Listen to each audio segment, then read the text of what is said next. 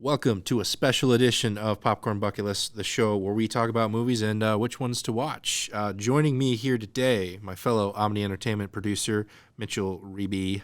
Also joining us today is the director of the upcoming SMSU Drama Club production, Wind of the Willows, Mary Jean Porter. Good to have you back here on the show. It is good to be back. This is my favorite chair. They're good chairs. They're Yeah, chairs. It's not too bad. I've never sat in this spot. Usually I'm over there where Nick is, so this is fun for me. This is I role being reversal. a guest. This is when you had me on 50-50. It felt weird there, too. It's in the Good. hot We switched seat. there. Ooh. So yeah, today we're talking about theater. We're talking about musicals because, like we mentioned, you're directing a new one coming up here this week, premiering this week. Looking forward to that. And so, yeah, let's talk a little bit about Wind of the Willows first and foremost. Yes. What kind of show are we looking at here? When's it premiering and all that? The Wind in the Willows opens this Thursday, February 25th, and it runs until February 28th. Tickets are only available at the door, and the door opens at 7 o'clock. Show starts at 7:30. I suggest being there at 7 o'clock. Don't be there at 7:34. No, You will miss it. we won't let you in, and Yeah, it we'll will- laugh in your face. It will be bad. Take it from me. The Wind in the Willows. Learn from Mitch. It's a really, really pleasant show. It's escapism at its finest. You know, there's nothing better than just like I love it so much. Like every time I watch it, I'm transported into the forest with all these little animals, and they're like, "Oh no, my friend just stole a car and now he's in jail. What are we going to do?" And then everything just gets magically solved. Like, so that's kind of the premise of the show.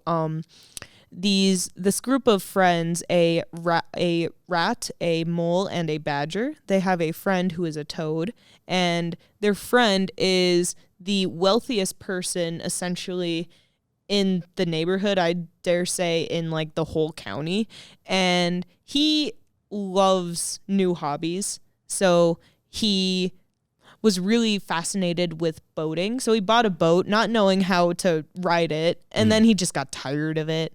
And then he bought like a houseboat, which was a little different, but he got tired of that too. But now his new thing is cars. He doesn't know how to drive a car. Oh, gosh. He doesn't really own vehicles, but he gets in trouble for stealing one. And the thing about it is that it was just asking to be stolen. No one should really blame him for that. But then he gets sentenced to 20 years for furious driving, stealing, and for basically telling the police to F off. So if you want to see Grand Theft Auto with animals, come check out Wind in the Willows. Please, I suggest. It's the toad doing all this? It's the toad, yes. Oh my God, And then- that's amazing. But not only that, I'm not going to say because you got to watch the show. Come check it out. Yeah. So yeah, let's talk more about some theater stuff, some musical movies and everything like that. Let's start things off with one I know you guys have talked about to me personally before, Cats. Mitch, you love it. Mary, you hate it. what? Go discuss. So I Wait, hold on. so What? so that's a good reaction to have because Cats, the movie is horrible. No one should ever bear witness to the movie. And the musical is pretty much the same, I'd say. That's the thing I never understood was even when the trailer came out, people were like, this looks weird. People are like, it's a musical about cats. What did you expect? No. The musical is about people dressed as cats. The movie I Cats missed that entirely. is about when you go, you don't say, "Oh, that's a bunch of cats on stage." You say, "Oh, it's a bunch of adults dressed as cats." They're obviously cats, but Okay. the thing that the movie does is they eliminate the stage and they eliminate the ability to suspend disbelief, you know? But you know what I mean? Like when you take away the one element that lets people get away with things, what are you even who enjoys the new Cats? Like, I mean, it's just so. Mitch does. No. Hold on. How do? That's let's hear about that. That's the against. Give us the 4, Mitch. Yeah. You really gonna make me say that this is a good movie? No, I was telling that to you so you would defend yourself, and you still haven't. Okay. So I hate the movie. Okay. With a burning passion. I will not watch it, no matter how drunk I am. I will not watch it at all. It's a hot garbage show.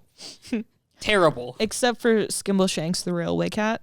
they did that scene pretty well. Which actor plays that cat? I don't know. I just know the actor's name. I don't know the cat's I don't names. know the actor's name. Bruno I only Mars know is the in it. cats' names. I know there's Jenny Anydots, Skimbleshanks, Rum Tum Tigger. Rum Tum Tugger, Tugger, sorry. and then Mr. Mustafa. Magical Mr. Mistopheles. But see, those are all, and Old Deuteronomy, those are all examples of the costumes for this show were just phenomenal when they did it on Right, stage. and that's the thing I want to say about the stage show. People watch the stage show not for the show, but for the costumes. Yeah. What Cats did for musical theater was take the costume element and just blow it through the roof. That's why it does so well, in my opinion. And I love Cats for that. The musical, the stage show. The movie, get that CGI bull crap out of here. Like, it's terrible. And that's like another thing. Why did they get movie stars to do a stage actor's job? Like, you put Cats in front of, like, Tina Fey. What? Well, that's cool. Like, what? She's not gonna understand. No. Like, what? And the thing about Cats is, like, all of the poetry is kind of nonsensical, except when it's stringed together like that. So, the original book, I forget who it's by, but it really, like, a jellicle cat is any kind of cat that can get into cat heaven, pretty much. Like, but they take it in the movie and they make it too human and not cat-like. Yeah. You know, they make it more serious than it is. Because except for Memory, which I don't know about you guys, but I cry every time I hear that song. It's just so good. And I dare say, it's the only good song in Cats, you know? Like, when you ask someone about Cats, they typically say, oh, Memory, turn your face to the moonlight. Like, Well, and it's too much. if you, like, there are plenty of YouTube videos that go through and nitpick the CGI and just there's plenty of examples of how the CGI is absolute garbage. If you're going to go do CGI for a movie this size and you're going to promote it as well as they did, because, like, I was like, okay, I can appreciate Cats for the costume element, but I will give this a chance because I think that this was the musical that came out after The Greatest Showman. Oh, do we want to talk about The Greatest Showman? Let's put a pin in The Greatest Showman because I got some thoughts on that one as well. But continue your point, Mitch. But I would say that The Greatest Showman did a much better job than Cats. And to the general public, a lot more people like The Greatest Showman to the general public than, say, Cats. Like, the general public was like, this is garbage to Cats. And The Greatest Showman, they're like, we like this. This is the greatest show.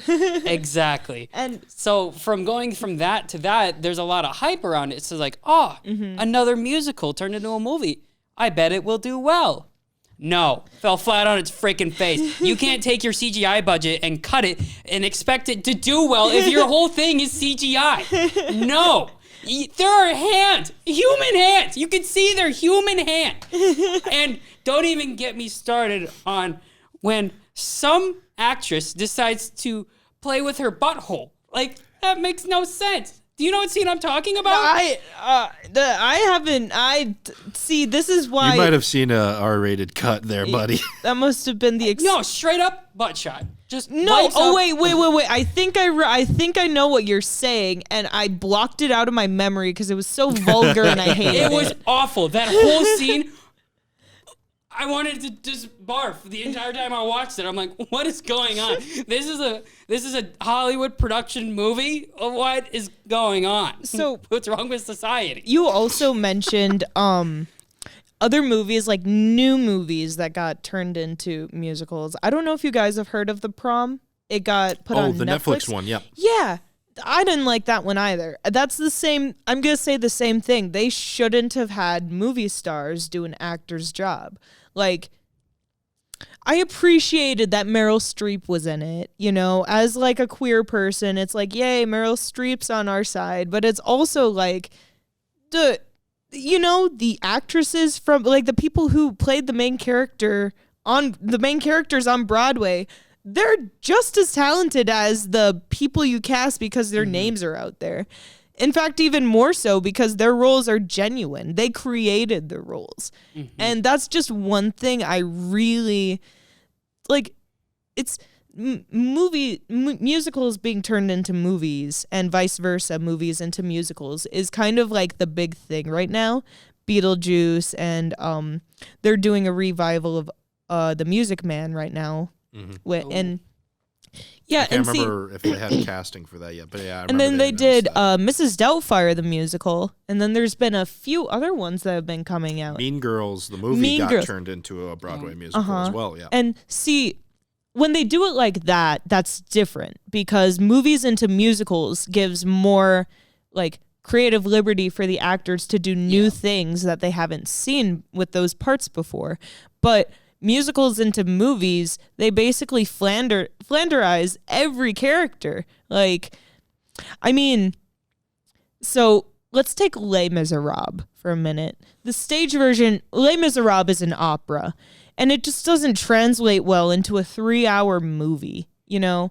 But on stage, it's engaging, and the stakes are high for every scene because they're trying to defend themselves against this, like, it's the students' war, you know? They're trying to help their neighbors and defend each other against, like, the cruel powers of the time. But when you put it into a movie, it's just kind of like glamour shot, glamour shot, glamour shot. And then there's what's her name with snot running down her nose on the big screen. No one wants to see that. They want to. She got an Oscar for that, you know. No, they like that's a character. That's a. Well, okay, so I was just thinking about this. This came up in my head. Like they turned Lion King from a musical into a, or is that not how that works? That wasn't good. That was so bad. The Lion, like the musical, the onstage version. Well, or the okay, movie so. version? So I jumped to, I thought you meant the new CGI Lion King. Okay. No, no, yeah, no, I no, hate that version. no. I hate that version. the Okay, animated, so the 90s one. The thing that they really, really did well with the Lion King on Broadway is that they didn't make it American lions. You know, they didn't have white voice actors. They had people of color playing these roles, and like the costumes, the makeup, and the special effects, the scenery, it all added to the show. Whereas if you tried doing a CGI Lion King with actors, it would fall flat on its face just like Cats. It would you can't do animals. No. You can't do humans as animals. You can only do humans acting as animals. I hate Cats. I hate the CGI Lion King. I agree. Yeah.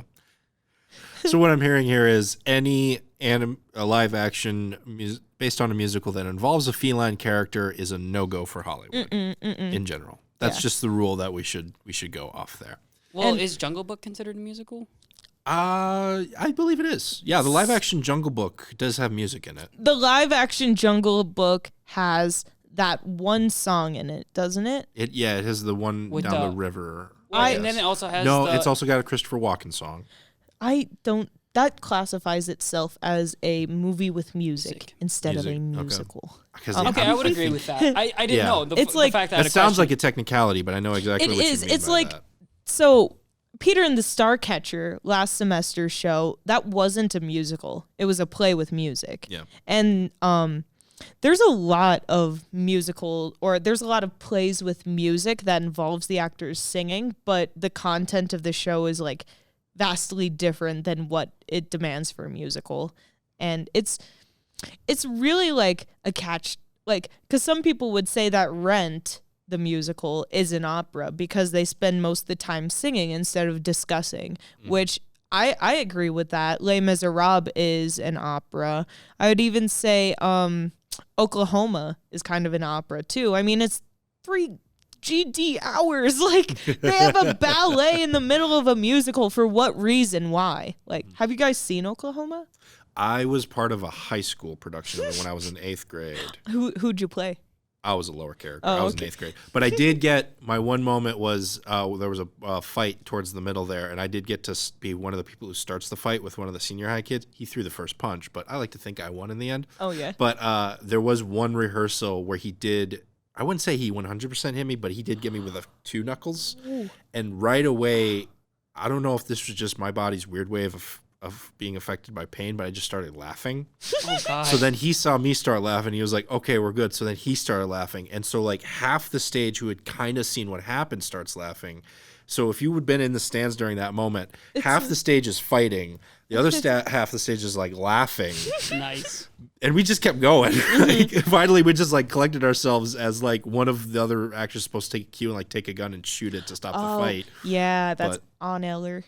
On Eller. Yeah, on Eller, exactly. And so then, like, I know half the of us exact are, like, scene. going back to our next spot. Like, I'm supposed to meet a guy in the middle and, like, shake hands, and he's supposed to be, like, we're supposed to be, like, mad at each other. I'm still kind of giggling, and he's just like, what are you laughing at? And I'm like, it's a long story. But, The one thing that they made a few movie versions of Oklahoma. They did one with Hugh Jackman.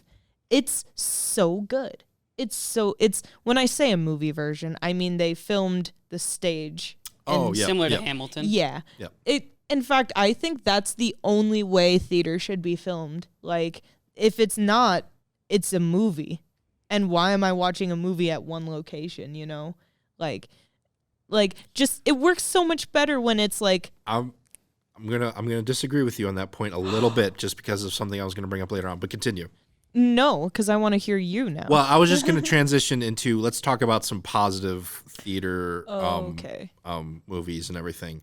And the one I was gonna talk about in my research, I didn't realize this, but one of my favorite movies of all time, 12 Angry Men, was based off a play. Oh yeah. Uh-huh. That is pretty much taking place in one location, and well, I mean technically two if you count that bathroom or whatever.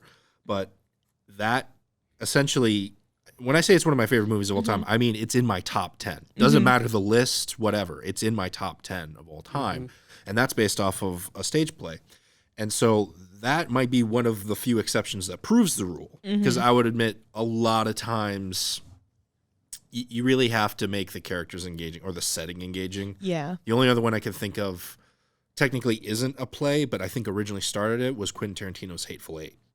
I believe I read somewhere that was originally he started that as a stage play. And it has some other scenes before that, but it primarily takes place in one location. But to your point, I think a lot of times that is the case here is why would you force people to experience this one room with cameras when they can see all of it at one time? Yeah. Camera, you have to choose. As a director, from a camera perspective, you are choosing what you think is the most important thing to show there. Well, maybe in this room it would be better to have everyone see everything at once, sort of thing. But And that's what I think makes the difference between theater and a movie or a film production. That's what makes the difference between those two. And I think that's why Hollywood has had such a hard time bridging that gap. And they did it, in my opinion, successfully with Lion King because they made it animated. And you don't have humans playing felines. Yeah. You have them voicing them. Again, you don't have in the live action, you don't have someone trying to hit a high note and doing this ungodly looking jaw unhinged to hit a note. It looks gross. No one wants to see that. The one thing I would just I mean, Hollywood used to do really great musical movies, like MGM musicals, like like anything. And then it just kind of Singing in the Rain. it just kind of got refocused into something. Is Fiddler on the Roof considered a musical? Yeah. Okay. Fiddler on the Roof is a phenomenal musical. The movie version is really, really great.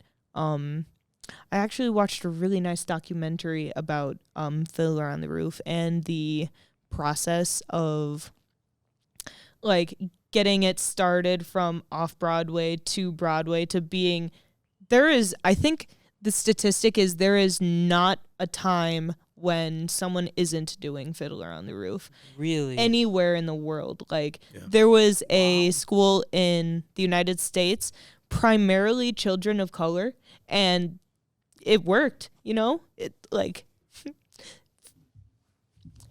Fiddler on the Roof is such a good show. It's about family values, tradition, and just human ingenuity and being able to like prosper in times of great pain. And I think anyone can like relate to that no matter what they are in the world. Mm-hmm.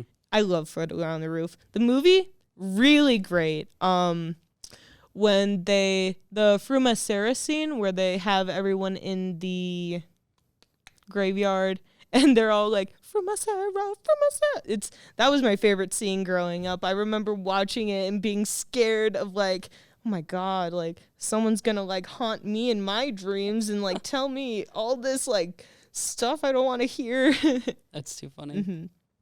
But I think Fiddler on the Roof wouldn't work if it was done with CGI. Say, I wouldn't even know a single thing. Like, if the bottle scene was done with CGI after the wedding and they're doing the bottle dance, that's not genuine. They're not balancing things on their head. I wouldn't even know why they would, you know? I just think Fiddler on the Roof is one of those musicals where it's not broken, so don't fix it. It's perfect. It's literally perfect. They tried, there was a song that they tried adding to that where right after they get kicked out of Anatevka, they're singing to God and they're asking God, like, why? And God's just like playing a joke on them. He's like, I'm sorry, guys, that's just how I do it. And it totally ruined the scene because that song happens right after the Anatevka song, All Day Long, it's Anatevka. And it's like, that's just, it's so cohesive and perfect on its own. You really can't take or replace anything without it losing its sparkle. Mm-hmm. I love Fiddler on the Roof. So good. It was one of the first plays I was ever in. How about you, Mitch? What are some of your favorite movie musicals or just musicals in general? Well, not even necessarily musicals, just any stage adaptations. Well, I mean, we've talked about it already. Lion King is my favorite movie of all time. And when I learned that Lion King is just, oh no, now I'm blanking on what's the Shakespeare? Hamlet. Oh, Hamlet. Hamlet. Yeah, I wanted to say Hamilton. I'm like, that's not right. It starts with the same three letters, though. But when I learned that it is just Hamlet with cats, I was like, oh my God, that's amazing. Wasn't there like a thing where like they stole from there's like the white tiger? Kimba the White Lion, I believe is what it's called. I don't know. There's Disney, we got a question for you. There's a lot of questions for Disney, yeah. I mean, yeah. I don't. Yeah. Another one, my mom. Don't worry, we've both reprimanded and praised Disney on this show so many times that I don't even know what the point score is at this point. Another one, my mom really loves this movie, so we had to watch it all the time. And I like it. It does well. I can respect it, and it's not something I fall in love with, but it's something that I can respect. I'm like, this is well done. The Sounds of Music. Oh, yeah. Yeah. You know, The Sound of Music is...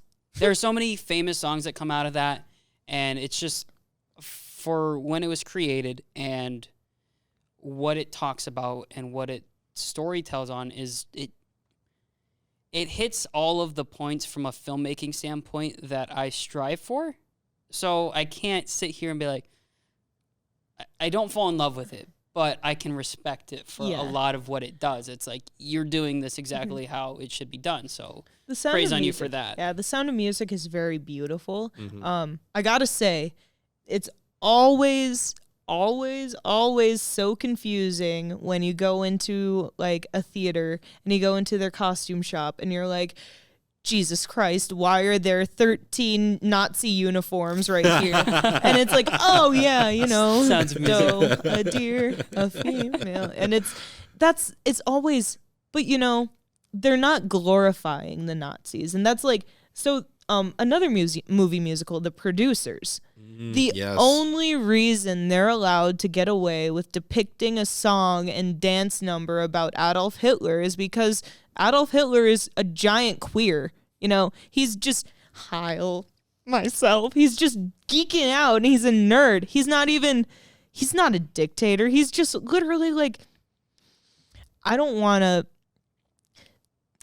I understand that the producers they depicted him gay because that's a joke, because gay people are a joke. At least they were said to be back then, but that's the only way you can make it work. Same with I haven't seen Jojo Rabbit, but from what I have seen of it, they don't make Hitler a human. They make him just he's a joke. Yeah. He's kind of just He's very slapsticky. Yeah, and satire. And cartoons have been doing that, like Disney even put out Donald Duck cartoons where during the propaganda era. It also reminds me of a South Park episode that came out right after 9/11 where they just make Osama bin Laden look like the biggest klutz dummy. Oh yeah, I remember ever. that. Like this was one of the first things to like come back after 9/11, and everyone was like watching this show because like, okay, what are they going to say about this? Because they've always had something to say about what's happening in real time. And everyone was like, you know what? It might not be their best episode, but it made us laugh. Yeah. At a time when it was really hard to laugh. I'm just going to wrap up with some final thoughts here. Okay. My mom would crucify me if I didn't mention the movie Grease. Oh. One of the best. Gotta love Not Grease. Grease 2, though. Yeah, not Grease. Okay, 2. well, you gotta. The reproduction song Grease 2 is the confuses best. me. Reproduction. That's all we need to talk about. Grease So 2. good. I love Grease too. Grease is great. Yeah, it's so fun to watch. If you want to talk about really bad musical theater sequels, let's talk about Phantom of the Opera 2, Love Never Dies. Is that a thing? Yeah, it's a thing. Christine Daae goes to an island with the Phantom. I don't even know what it's about because it's just why would you? Yeah, Love Never Dies. It is Phantom of the Opera number 2. Oh God. I can't name a single good song from that show because it's Phantom of the Opera, but like muted and smothered with a pillow. Also, as not set in an opera house. No, it's not. Unless It's there's very, an opera it's house on very this just, island. It's literally a full I think they're touring it in the UK right now. Oh, I want to see this. Yeah, I want to see this. Well, did you guys know that Spider-Man has a musical? Yeah, Spider-Man Turn Off the Dark. It's so bad. They killed a lot of their actors. Yeah, didn't 4 people die? Paralyzed some. It was so. I watched I it. heard people didn't die. I thought that was just a rumor. Nah. So And they died. what happened is that one of the actors was supposed to jump off. So there's scenes where Spider-Man swings above the audience and then back onto the set. And he jumped and he wasn't harnessed. And that wasn't his fault because he thought he was harnessed, but the stagehands who were supposed to be doing their effing job weren't. And that's just you can't get good help anywhere. This is why we rehearse. And a lot they were in rehearsal for a while and then they were in previews for basically their entire life. And previews were what really previews can make or break you. It's really the only way you're gonna know if, should I cut this scene, should I cut this character, is if you'll hear that back from them. But it was so mixed. It sold out of previews almost every night because everyone wanted to see the fire. And it's New York. Everyone wanted to see the dumpster fire of a musical. And it's just so. I saw there's few clips on YouTube, but there are clips on YouTube of it, and I got shown that clip, and I'm like, oh, why? Because my favorite superhero is Spider-Man. I always has been, always will be, and I'm like, this is worse than Spider-Man 3, and that's really hard for me to say because I hate Spider-Man 3, but this beat it out somehow. It's a true dumpster fire. I mean, I think they did a lot of things pretty well at a theatrical standpoint, but if you want to watch a musical about superheroes, watch I'm gonna curse again, Holy Shit, Batman the Musical. And it's produced by Star Kid, the same production company who released the rights for Firebringer the musical. Very funny, very great, way better than Spider-Man Turn Off the Dark. Stupid. What does that turn off the dark? What does that mean? Sounds like a title I'd make. Sounds And like I thought I would just be making a joke. it's all deep and edgy. Yeah. Yeah, why would you be... How can you turn off the dark? The dark is what you get by turning off the light. But How do you... Why are you questioning it? why are you- I just said that I'm that would be picturing all the something I equations made. in front of me right Why now. are you questioning something that I would make? You know not to do this. We've talked about this. Come on. Quickly, final. What is some of your biggest recommendations for anyone who has not seen anything musical theater wise, movie, on stage, anything? Give me Oklahoma. one shout out. Oklahoma. For you. Mitch? I'm gonna be mainstream here. Hamilton. I love it. I went to go see it live in Chicago one year, and I could not regret that decision in any way, shape, or form. That whole weekend or that whole week there was great. And I love Hamilton. And when the Disney released a film, or like when they didn't, it's not a movie, but they filmed the stage show. It really got me back into it. And I told Nick that he should watch it, and the soundtrack on it, it's absolutely amazing. I would get up. Over the past summer, I had to be at work at 3:30 in the morning, and I would listen to that all the way to work, and I would sing that all day at work because it's such good It's songs. a bop. And you know what? Hamilton, any musical that you watch made after Hamilton, there is a rap song. Oh, There yeah. is. Of course, the SpongeBob musical, that's a good musical to watch, has a rap song. Plankton sings it. It's really great. That sounds it's awesome. really great. That sounds awesome. Yeah. Mine would be 12 Angry Men because I do not recommend that movie enough. I need to recommend that movie a lot more. It's one of my favorites. But yeah, that's going to do it for us here on this special edition of Popcorn Bucket List, where we talked some theater and musical and whatnot. Please check out Wind in the Willows. It sounds like it's going to be a really fun time. I'm super looking forward to it. Premieres this Thursday at 7:30. You want to get there at 7 though, as soon as possible. Do not show up at 7:34. You will not get in. Doors will Don't be show locked. up We at will laugh at 7:33. you. Don't show up 7:32, 7:31. Wait, does that mean you guys laughed at me? I definitely did. Well, anyway. Okay. Oh man. No, actually, there was a friend of mine texted me, and they said we came to the theater like last week on Friday because we thought that was when the show was opening. And I'm like, well, the posters are I hung those up. I made sure they're eye level with all the short people. Like, Posters don't work at this college. I don't know if you know this. Yeah, just they're from just RA experience. everywhere. Yeah, Everywhere. You become eye blind to them at some point. That's why it's on Facebook. Please check out Facebook. There we go. So yeah, be sure to check out that show. We want to thank you so much for joining with us here on this episode, and we'll see you at the movies.